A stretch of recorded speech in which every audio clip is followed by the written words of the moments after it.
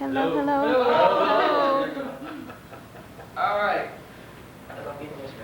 Okay. Test it, 1, 2. All right. All right, my name is Stephen Floyd, and I am a sophomore here, majoring in English and philosophy. And today I'm going to give a discussion, so to say, an outlook or an in-look into the hip-hop culture. And hopefully I can be able to let you guys grasp a better understanding of what hip-hop culture is and the way that the youth perceive it to be and how we see it. I'm going to start off with a video. I'm going to be going back and forth between videos and some CDs. So I'm just going to start off with a video from a clip from the movie Brown Sugar that came out just this summer. And it's the opening scene in which one of the characters in the movie is actually interviewing a lot of real hip-hop artists that past and present, and a lot of them are just talking about when they fell in love with hip-hop and kind of how it was to them as a child.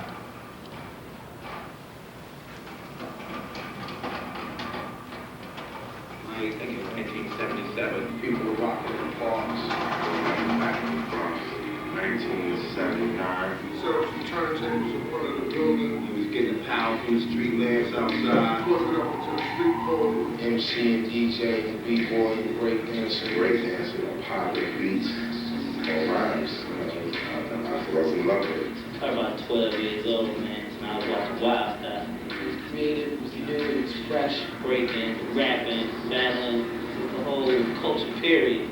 The Band Model Show, African Islam Show. It was just like our way of expressing. Hip-hop spoke directly to me because, you know, it was speaking from a language that the people I was dealing with were speaking. And I loved it as soon as I got introduced to it. I was going to be dealing with hip-hop whether I wanted to or not. Like a forced marriage, it was predetermined. And I heard Eric B. president, and that kind of changed my life. I heard the message, Melody Mel. There was a rapper named Eddie Cheever, who was one of the pioneers. When I first heard Sugar Hill Gang, And Rappers Delight. Rap is the light that set it off for rap music.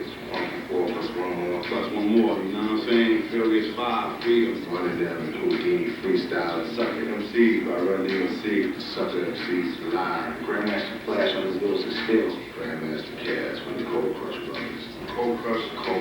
Cold Crush, Grandmaster Flash, Treacherous 3, Body Rock. Spoonie G, Love Rap. The first time I heard rap was out of Pause, Arabian Rockin', and EPMD. I gotta say, Public Enemy as a group. You know, classics, bangers. I mean, to this day they bangers. I just loved what it sounded like.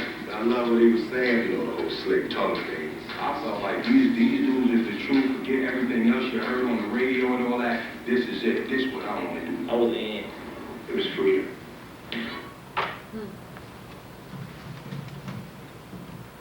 Okay, probably a lot of you are asking in itself, what is hip-hop? And hip-hop is a term that is used to describe a cultural movement that includes 5 key elements. And today I'm going to explain what these 5 elements are.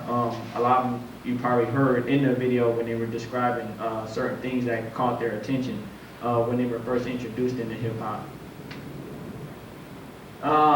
The way hip-hop started as a whole, one of the ways in the original was we had black radio stations, which we were used in the community. And the black radio stations served as, or they reflected the customs and the values of the community. And they also set the tone and created the climate in the city by giving the news and also by letting you know what was in and what was happening around town. And it was the primary source of information and enjoyment. What happened was these black radio stations weren't receiving a lot of the funds and they weren't getting a wide range of audience. Though they had dedicated audience members, they wanted a wider range and they wanted to try and get more money into the radio stations. So what they did is they changed from black radio stations to urban radio. And by doing that, they changed their whole format and they changed it in a way so that it would appeal to a wider range of audience members, including older members, people outside of the city and the community area, to whites, and that's pretty much it. Also, they wanted to attract white so to say, advertising agents, and the way that they thought that they could do that is by appealing more to those types of audience. The reply from the community was that blacks and Hispanics, they in their communities in the inner city, they felt that their voice was stolen from them. This was what they could identify with. This was their way of expression. And so what they did was this created and opened a new way for them personally to find more creative ways and formats to express themselves. The hip hop culture itself emerged as a source for youth to express an alternative identity, to give them. So what they did is they created their own identity as a way to express what it was that they were feeling, what they saw, and it acted as their voice. And it was also able to create alternative local identities, which included fashion, the language that they spoke, street names that they gave to each other, and also the neighborhood crews that they formed and who they hung around with. The 5 elements, I know you guys probably been asking, what are these 5 elements? The 5 elements in hip hop is, the first one is, they're not in any particular order, but the first one is DJing. And the second one is breaking or break dancing. Then you have MCing, or pretty much rapping, which a lot of you guys probably hear, beatboxing, and graffiti. This is the 5 elements in which hip hop is submerged into. This is the center. Those elements create hip hop as a whole. It's not just one or the other. You gotta have them all to experience the full culture in it. I'm gonna first touch on DJing. What DJing is, or what it first was just a DJ, pretty much what you have in a radio station. And what happened was DJs started to show up in the communities in this inner city. And what they would do is they had 2 turntables, which each one had a record, and they would play parties. They'd play wherever they could play at, in parks, in schoolyards, at parties, and the buildings, as long as until the police came and broke up their sets, they played. And so what it did was scratching is a term in which you'll see in the video is when you scratch the record, and it creates a sound, and then you jump it. And that was accidentally discovered by one of the DJs, DJ Grand Wizard, who was practicing in his house, and his mom walked in on him and said something to him, and he actually stopped the record, but by doing so heard like this new sound, and he kept going. And so he started perfecting it, and that created what we have as scratching. Also, DJing paved the way for which the original way rap was heard was from DJs. And like I said, it began in the schoolyards and in the parks and everything. There's really 2 DJs that started it all. Kool Herc in 1974, he started as a student and just DJing, trying to do small sets. But what he became one of the fastest and the best at the art of scratching, and at the art of with the turntables and giving it more style and more of a flavor. And the second one is Bambaataa, which you probably heard that name in the video, and he started the Zulu Nation. And what he contributed was he was one of the first DJs to venture into the downtown set inside of New York, and he went more into the art punk sense, and that brought a lot of the fashion back. And also it got a chance for another audience inside of another community to experience it themselves without it being commercial. So what I'm going to do now is, the last thing is it added the vibe and the technique of breaking, which is in between the beats and elf scratching, you break the beat where the beat will go and it'll stop. And then like if you jump in and it goes back and forth. And that's where breakdancing came from, or out of it evolved. And so that paved the way for breakdancing. What I'm going to show now is a clip from a movie called Juice. And it's going to show, the first scene is just the young man in his room. He's creating a demo tape to be in this battle. And the second scene is going to be actually him battling another DJ. And you're going to get a chance to see what it's like when in New York, and sometimes here, it's kind of rare around here, but DJs, when they have DJ battles, what the atmosphere is kind of like, and it's going to give you a sense of the way teenagers like in the early 90s experienced it because that's when DJ was really big, and it is now starting to come back up again, DJing Extraction.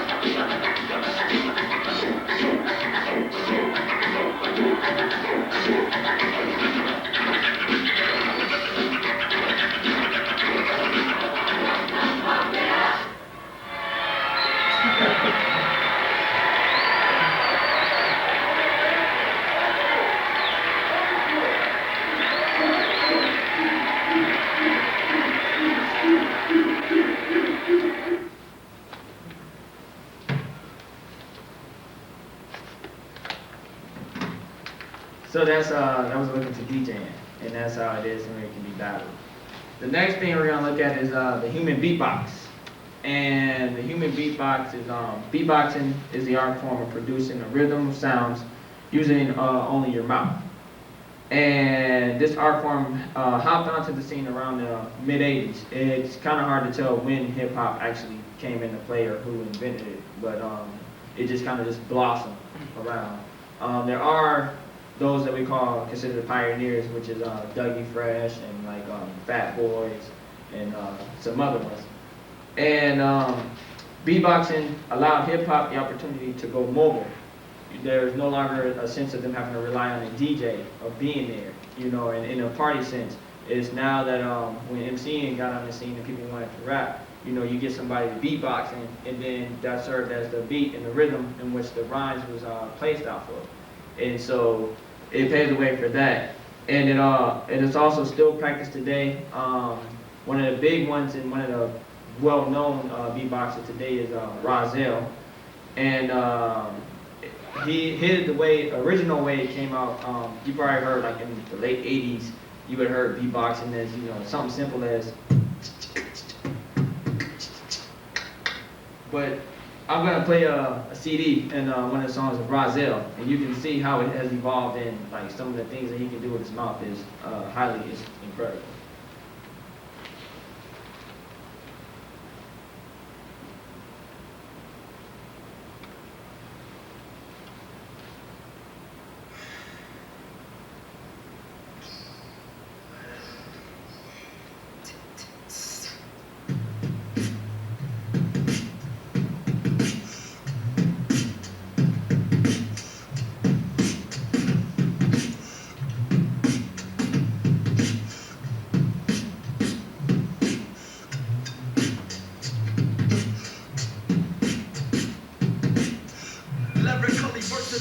My rap definition is wild. I wrote graffiti as a juvenile.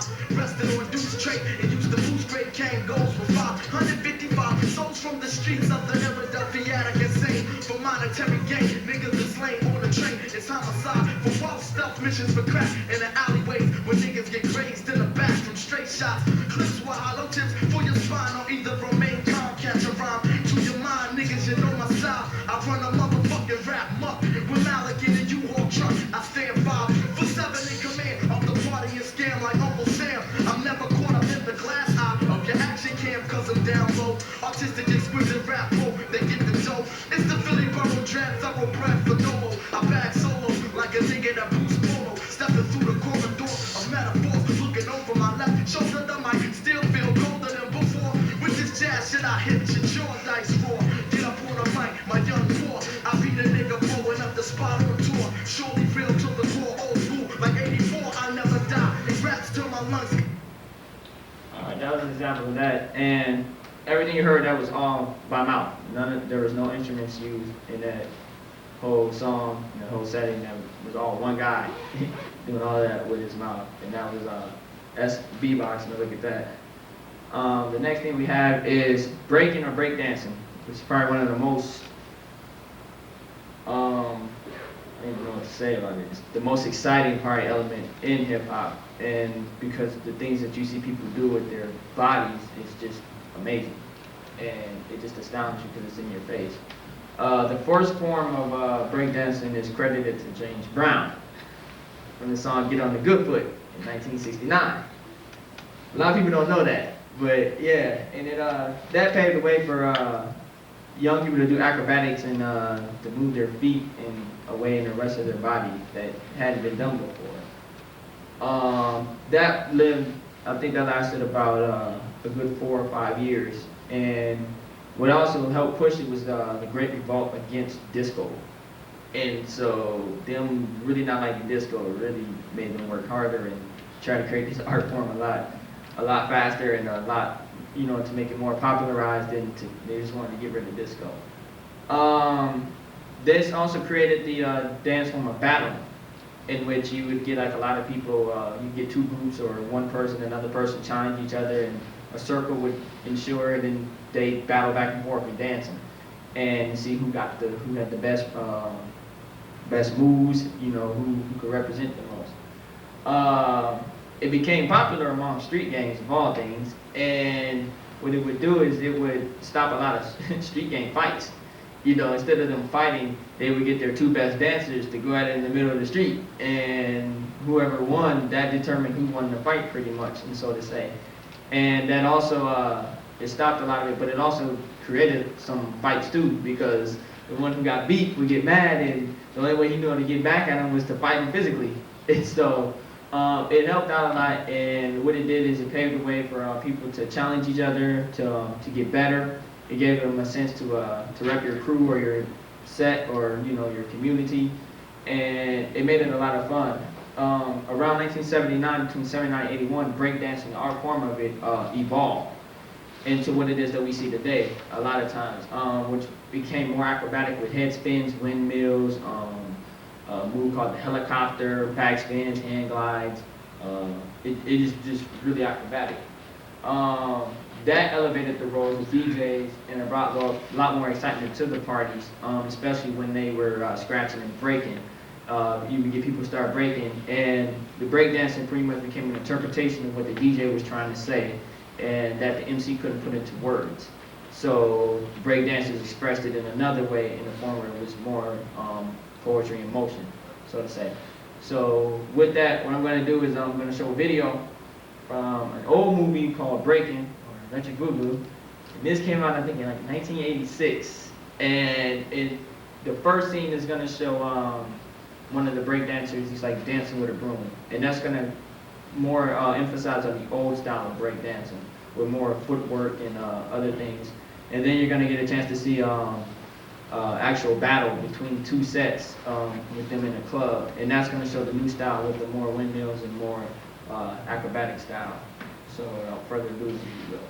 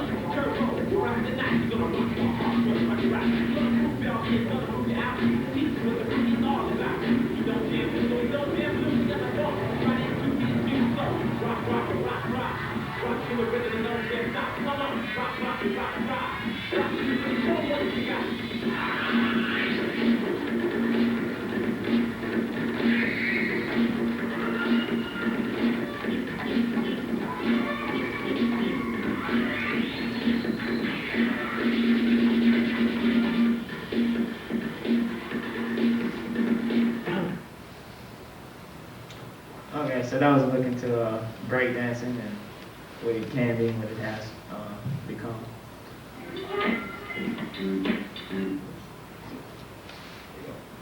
All right, the next thing is graffiti. And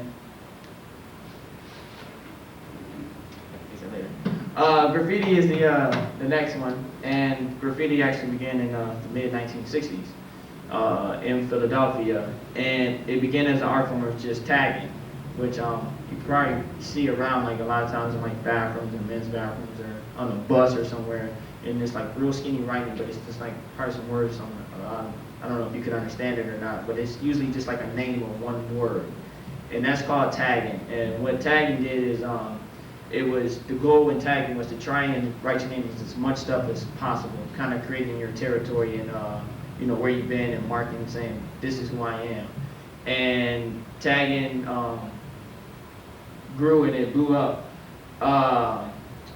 Then masterpieces came about. As soon as like all possibilities of tagging were resolved, the taggers started writing in bigger letters, and they started getting wider, and they started getting bigger and more colorful.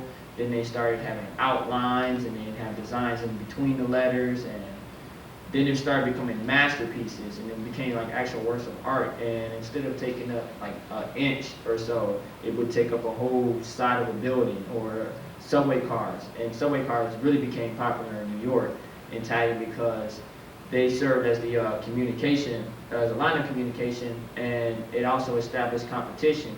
So no matter where you went, you could be in, you know, Queens, and your subway could go to the Bronx, and somebody from there could see it and go, oh, and try and cross it out and do something else, and it was just going back and forth. And it created a competition in a new way where you didn't actually have to be there in front of the person and compete at that time, but whenever you just wanted to write your name or spray your masterpiece, you know it could be seen. The transit center tried to like shut it down by a lot of different ways, and they spent a lot of money trying to do that. They would either derail cars and just junk them, or they get like fences and security to try and stop them, and as much as possible until their biggest problem came when the subway white car came in, and it's just a pure white car, and there's nothing, and that just attracted so many taggers to just want to, and they would spray paint the whole car, like the whole initial subway car, and I mean top, side to side. Then they beefed up security, and it became harder for the taggers to get into it, and it discouraged a lot of them because a lot of their works of art didn't have the same lifespan as they once had, and so a lot of them became discouraged, and they would try and seek other ways of expressing their art form and see if they could go into something else. And around that time, the decline of the original taggers started declining is the point in time when gangs started picking up on it. And then gangs started using it as a way to mark their territory, and it put a negative effect on graffiti and tagging, and it became mainstream in America, where if you saw graffiti, it was gang orientated, and that's all it was. And they missed the whole era when it was purely just an art form, and that just a few, the acts of a few people made graffiti seen in a negative sense all around America. And now, well, there was a boom back in 1982, after around that 82 was when the gang started taking over. Around 83, 84 is when graffiti started slipping into the hip-hop culture, as that was blossoming. And as you can see, like when the tape of the dancing, you probably saw graffiti all around in the background, and that's all you see, and that just became just like the mural on the walls. and establishing that, you know, that hip hop was here. This is one of our hangout spots. And it also allowed crews and graffiti crews and people who were taggers to join up with breakdancing crews and MCs. So you wanted to have like the best set in the community. You know, so you wanted to be well-rounded. You had to have a beatboxer, you know, you had to have your graffiti person, your DJ, you know, your breakdancer. So that if you got challenged on any of those levels, you was able to compete. And it just created a new sense in the hip-hop culture, and it made it more colorful and more vibrant. And as it expanded onto freeways and then eventually on the buildings, and now you can kind of just see it everywhere. And some of it is still bad, but a lot of it, most of it is good. And if you see like in hip-hop videos or rap videos, you'll see a lot of, you can't see a video without pretty much having graffiti in it. It's kind of rare. And what I'm going to show in this one is, this clip is actually kind of quick, but it's segments from a music video where it actually showed the process of how a person creates graffiti. And it, like, you show the outline, and then it goes into filling it in, and then you get to see the aftermath. I may have to run it a couple times just so everybody can see it, because it's pretty quick, because I had to take like seconds of segments out to blend them in together. So start that up and try to do that.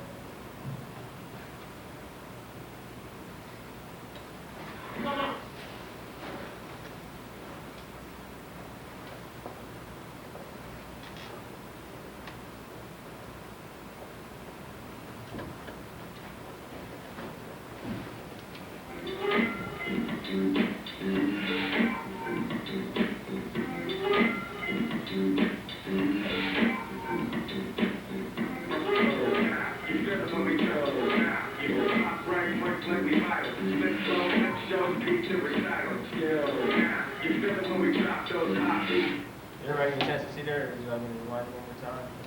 Everybody get a chance to go back one more time? It was good.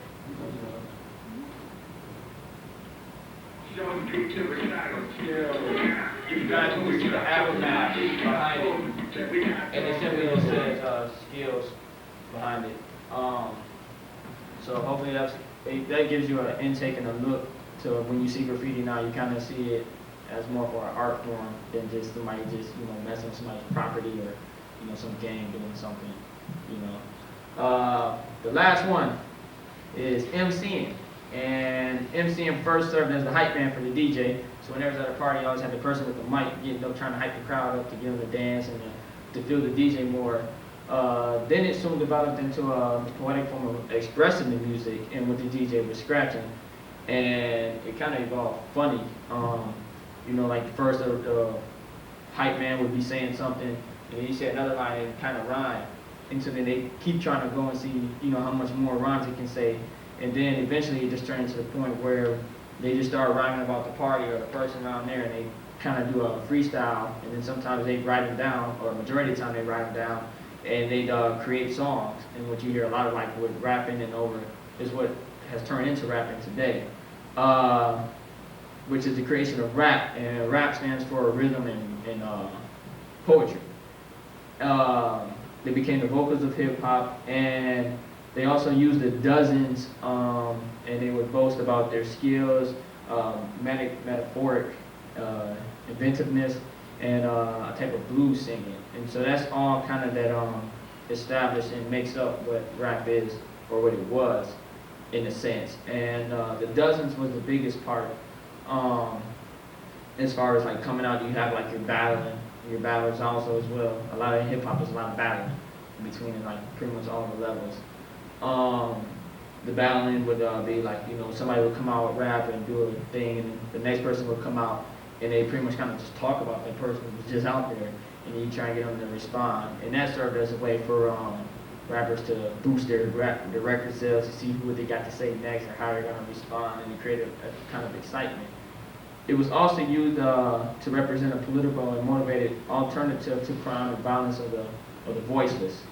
And it actually, in the beginning, turned a lot of people away from violence and crime because it just wasn't cool. If you're down hip hop, you couldn't be about gangs, or you couldn't be about, you know, violence and stealing and trying to do that. I mean, because hip hop, when it first started out, was positive, and it still is today. And so when you're submerged into that full culture, you can't be associated with any type of negativity, or you look down upon, or they'll kick you out. It's pretty much that simple. What I'm going to talk about next is just the different phases that hip hop has gone through since starting. The first phase, it's kind of small, is the old school phase. And that's when all the pioneers and everything started. That one was more towards crowd hyperment, getting the crowd hype, party sets and parks and the parties and different things. It wasn't so much a scene really as going somewhere or as an industry, but it was just trying to create a voice and something new. And it was just a thing to do. Soon after that, entered its second phase, which is the new school, which is again hyperment. Put the same thing. Crowd hyperment in the parks, but it became more battles, and it was more battle orientated. And so when people would make their tapes or their albums, they'd have battles on there, and they would challenge different people. And that brought a lot of people into it, and to see who was going on, because it was kind of like fighting, but it was fighting with words, and to see who could get the best of who. The third phase was the black movement, which was short-lived, but it happened for a year or two. And that was aimed towards the pro-black movement, and that was just pretty much getting teens and kids and telling them, to be pro-black. One of the biggest groups out of that was Public Enemy. And if you've seen that movie, what's that movie? This one, Do the Right Thing. You hear that song throughout the whole movie, Fight the Power, and they had some other great hits. And they were mainly a pro-black group that was telling them to fight. They were a political group, more political group, and a pro-black group. And they, would voice into, that for African Americans not to take what they were living in, the poverty and all that, and to, to fight against it in different things. After that, hip hop itself kind of went into an underground phase as rap started to pick up more and more and became more mainstream. The real hip hop people pretty much stayed underground. They still stayed on the streets and made their music for the communities, while rappers and those who had dreams of fame and fortune moved up. Then the fifth phase came, and that's when rap got a lot of attention, which is when gangster rap started. And they started rapping about, killing people, gangs. There was a lot of stories that were happening in the ghetto, and that had happened, and a lot of rappers had experienced. And that was bringing a lot of people from like the suburbs who weren't in that community. It was giving them an outlook to see what happens in our community. The pioneers of that one was NWA, and that was like the big one. That was one of the most controversial groups, ever in rap history to come out. After that, the sixth phase is the New Jack Swing, which rap music started to head towards a positive attitude. It was more so, once again, parties and clubs and just trying to get hits and to make money. It wasn't so much as hardcore and street, because it was getting so much negativity, and a lot of the music was getting banned. And so if you wanted to make your music, or you wanted to make money, you had to edit your music and you had to watch what you talked about. So rap kind of went into like this R&B swing of things type phase, and that kind of emerged where it became more popish in a way, in a sense. After that, another big controversial phase was the whole East and West. East Coast, West Coast, between Tupac and Biggie. That happened and started around, I think around 95, I would say, or 94, between those 2 years. And it just kind of elevated. It was a battle that was taken from hip hop, two rappers battling each other.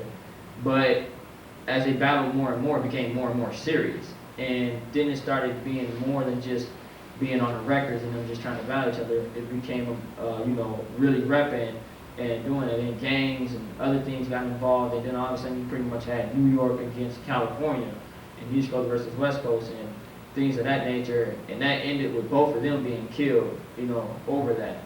And so that was the whole East Coast, West Coast. Then the eighth phase is, which is what we're still in today as far as for rap and mainstream rap, and that is the clubbing phase. And in this phase, you'll see that rap has stolen a lot of hip-hop's, their elements. It's stolen all of them pretty much, and they use them. And actually, it's even stolen hip-hop's name.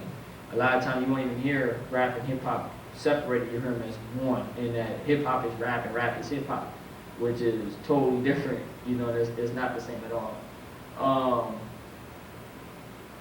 Yeah, they use that as a way to promote themselves, to boost the audience, and because they know that real hip hop creates excitement, and it's an attention getter.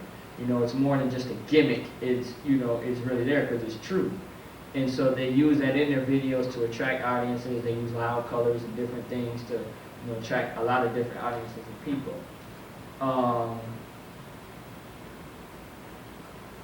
Yeah, and their lyrics also too in this club and pretty much only reflect money, drugs, women, material things. Nothing. Every now and then you get a positive song out of it, or a lot of times it's their ghetto story, so to say, and it's a lot of violence portrayed in there and what they've gone through. And as far as for true hip hop, it's still in its underground phase, and it's a lot of underground rappers and people that I played and that you've seen in the video, you probably haven't even heard of, and you probably won't hear their music on the radio. One of the main ones that is out there, or the two, is Mos Def and Common, and those are the two, so to say, kind of mainstream hip hop people. And more hip hop, but it's just they've sold a lot of albums, so they're kind of known around the general public. We want to go on. Now, I'm just going to briefly talk about rap versus hip hop and the two elements that both of these have. There's a lot more, but I just wanted to sum up and just bring out the important ones. A lot of times when dealing with rap music, you have violence, material things. It's often heard on the radio and in clubs. Their motto is it's all about the hits, it's all about money. They really don't care about the art form in the sense. It's just what can I do to make a hit, or what can we do to make a quick buck. They're based off of gimmicks. They're not really trying to establish anything new. They just want to change the fashion here and there and come up with a slang word here and there to use it and to see if people pick up on it, and then they just move right on along to the next one. A lot of the music is usually loud. It's really loud compared to a lot of like hip hop music. It's just they're all about sound and just making noise and just being heard, so to say. A lot of times when you hear it, sometimes the part when it makes sense. Like what it is that they're rapping about, it's like they're rapping about 2 to 3 different things, and you trying to like put it together, and you go, "What are you talking about?" It attracts a lot of negative publicity.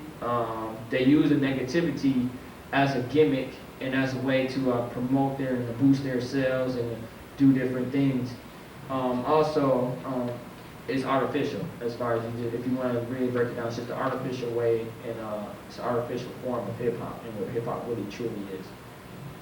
Looking at hip hop really doesn't promote violence, even though there is battling, and you may hear some, actual references to violence seep in every now and then. They're more geared towards self-improvement. They give us more of an artistic view of the world and the way you look at things. It's more poetic in a poetic type of form setting, but it's just over music. It gives a sense that it's pure. When you hear it, you really know. You know it's not a gimmick or somebody just lying trying to, to come up with something. You can actually feel it and hear it in the rapper's voice and what it is that they're talking about. It's a natural type thing, so the way it flows is naturally. It's not chopped up. Their beats are usually simple. A lot of times in rap music, the beats are like just these crazy, obnoxious noise and little things, gimmicks to get you in and catch your attention. A lot of times in hip hop, the beats are simple, they're low key, and it's more geared towards the artist being heard, not so much as the beat being heard and trying to get you to move. With them, it's all about the music and the culture. They could care less really about the music. They're not there for the money. They're not in it for the money. It's nice when they get money and them and their sales go. They're happy about it, but that's not what they're promoting. They're more about the art form, and if they broke and whatnot, they need another job, they'll live that way. And they don't have any gimmicks. They come straight forward. What they have to offer is what they're going to give you. They're not going to try and bring something from over here and tap into this. So that's just a little, comparison between rap and hip hop.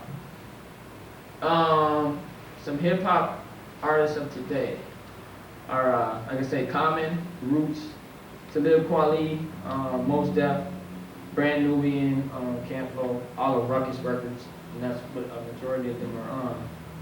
What I want to do really quick is I'm going to show you an example of a rap video, and I'm going to show you an example of a hip hop video. And hopefully by me just telling you and pointing out some of these things, you can tell the difference between the two.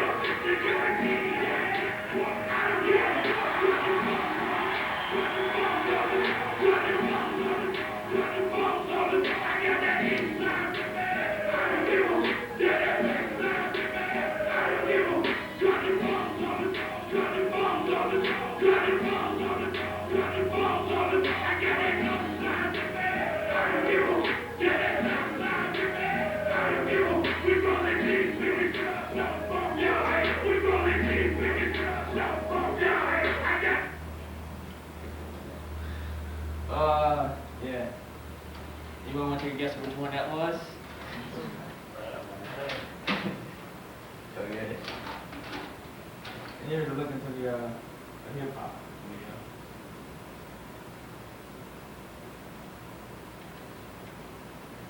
Or, I'm sorry. Okay, this one. Sorry, this isn't a hip hop video. This is a mainstream video or a rap artist, but has all of the hip hop elements within the video. And so it's kind of funny because you go, well, that's all hip hop, but then, you know, this confuses a lot of people because they go, is this hip hop or is it rap? You know, so this is mainstream rap and commercial rap with hip hop elements.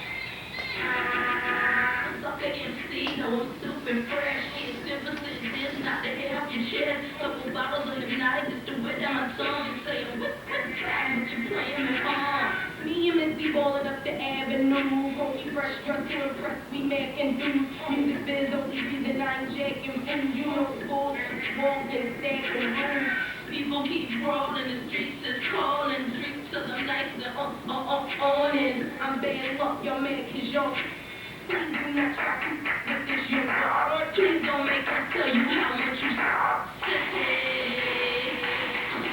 First Justin went first, ready to party. Once upon a time in California, just like that, didn't get it off. There was a little chick by the name of Chris, nobody paid him any mind, no one gave it. No one need to rest, no one licked a hand, no one put about a minute in the buy the plan. Hit a TV, and he hit the block. $50 a dose, $7 a pop. Oh, 3 years later, left out the smoke, 10 and a half years. I'm all around the world on the microphone, in the booth, and I like Burberry, and Okay.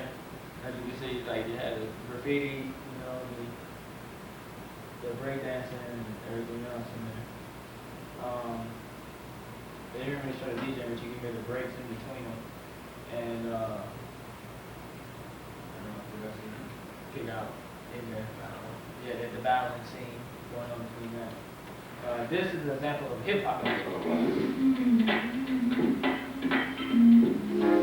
Are we living in the dream world?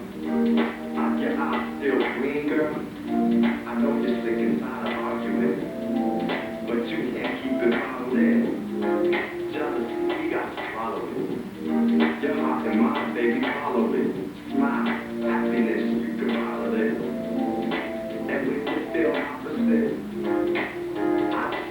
you to know. Your whole being is beautiful. I'm gonna do the best I can do. Cause I'm my best when I'm with you.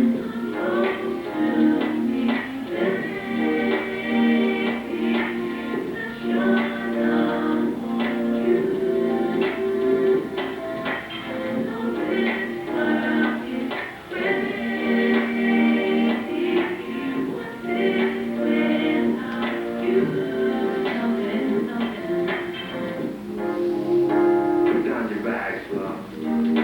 I know in the past, love, has been sort of hard on you. But I see the God in you. I just want to nurture it. Though this love may hurt a bit, we still live with this water love. You can give my water love. I want to feel this vibe with you. Protect and provide for you. The truth is, I can't hide from you. Depend on me, I have to die with you.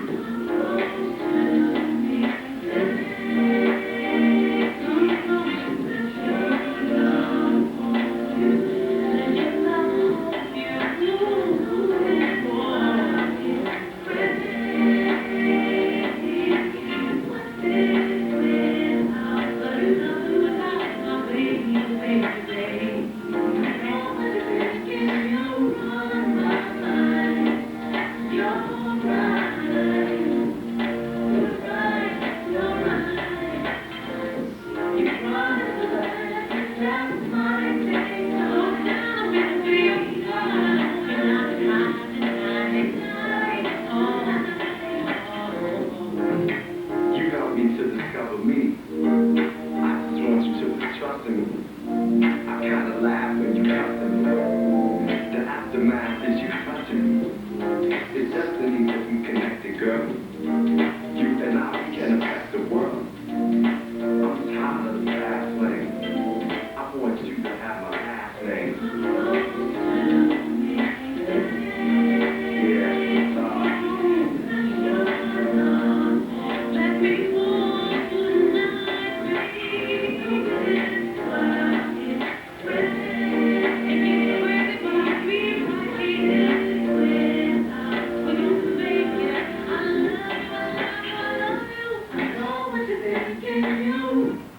Okay. That's an example of a hip hop video. And alright, Kobe got to learn, why did he have like those scars and Lady's Yard, if I was to talk to her, but I hope you can see that in the sense with hip hop, how it'll give you something, an undertone to deal with, and that you won't recognize till later. And that there's like always a message in between the lines in what's being said, and hopefully that was able to give you some insight. The last thing is some hip hop movies. Wild Style is a good one.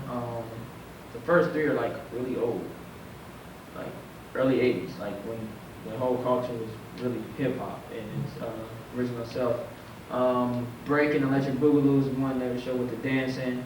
Wild Style deals with a lot of graffiti and everything as a whole. Beat Street deals with more dancing, once again, and graffiti. Brown Sugar is the one that we began with, and that's a more current one, and that's dealing with the difference between hip hop and rap, and that stresses the the points of that you need to have hip hop and not rap, and I like that one a lot. Rhyme and Reason is kind of gives the history of hip hop itself, talking and interviewing a lot of people. That's a good one to have, and it shows a lot of the backstage of what happens and what goes on in the industry. Crush Groove is one of the original ones, and that shows how like one of the biggest rap labels that we have today, Def Jam, how that got started, and it has a lot of the original hip hop artists and a lot of the pioneers in that one when they were still young, when they were in, doing their thing. So a lot of rapping is slow. The beats are real simple, so it may sound kind of funny. You may laugh at like the clothes that they were wearing, but those are just some good movies to look into. I'm just gonna show one last video that kind of just sums up everything that we talked about, and you can feel free to leave if you want. If you have some questions, you can stay, and I would be happy to answer your questions for you.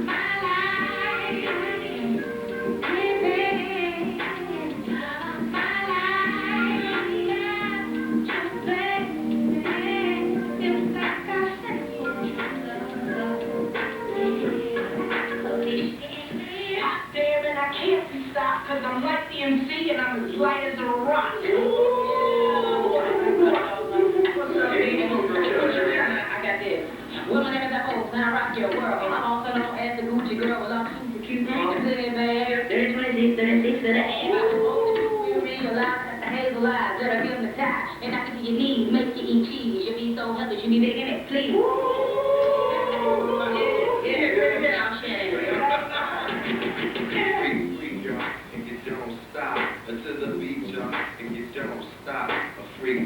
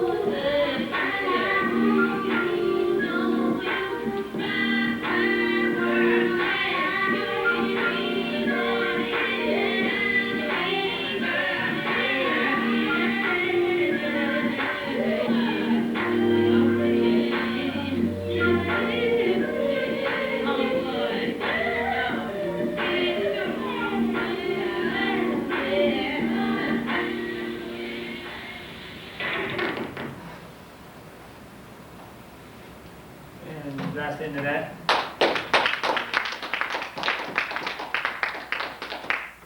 Does anybody have any questions or anything that they would like to ask? Or anything else? Put some music on and get out. Thank you.